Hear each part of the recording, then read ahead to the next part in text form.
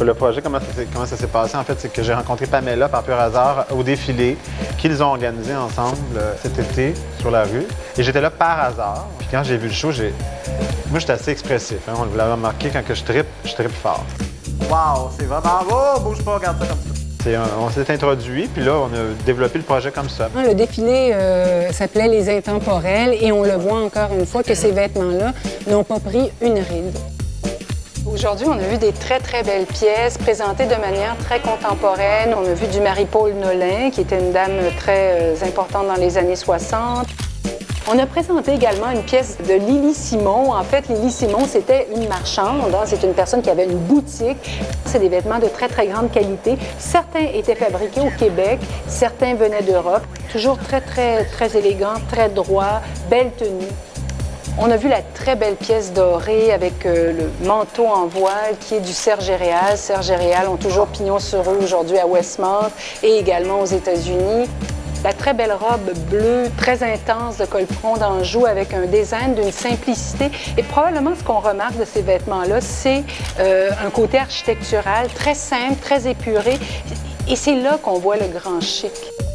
Quand tu regardes les pièces des années 50, c'est très parisien. Oui. Oui, oui. Mais il y a plein d'Américains qui venaient s'habiller ici. Oui, hein. c'est ce que j'ai appris d'ailleurs. C'est ça, comme ça, élégant. En plus, on donnait un petit accent français. It was giving a French flavor, you know. J'ai adoré le travail d'Iso sur Vali, qui est une robe très simple. Ces accessoires qu'il a choisis, cette ceinture un peu trash, les grands gants, ça rehausse complètement l'ensemble, la robe. Les bijoux étaient également très, très beaux. Monsieur Scasi, ce qui est assez intéressant, bon, c'est sûr qu'il n'a pas beaucoup travaillé à Montréal. C'est un homme qui a travaillé principalement à New York, hein, qui a habillé les Dames Bush, Barbara Streisand, mais il est né ici, dans le Mersenne. C'est un homme qui a un côté très farfelu, très ludique dans ses vêtements et très grandiloquent. On est aux États-Unis, c'est chic, c'est sexy, c'est beau. J'adore.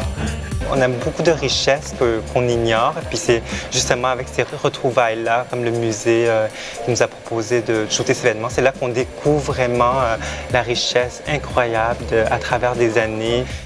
Moi, je pense que c'est une très, très belle initiative du Centre Eaton de Montréal qui fait des choses, qui ose des choses, qui ose demander à des gens. Pour moi, qui travaille en patrimoine, je trouve que c'est fondamental parce que les gens, où sont-ils? Ils sont dans le métro, ils sont dans les centres commerciaux et quand ils sont pas au musée, c'est pas parce qu'ils aiment pas ça, c'est souvent, ils sont comme moi, ils sont hyper occupés, ils n'ont pas le temps d'y aller, etc. Que ce soit un magazine ou un centre d'achat, ou est-ce que il y a beaucoup de gens qui vont passer ou qui vont voir, c'est l'idéal, dans le fond, c'est que c'est la diffusion que ça prend au talent. 1, 2, 3. Comme ça.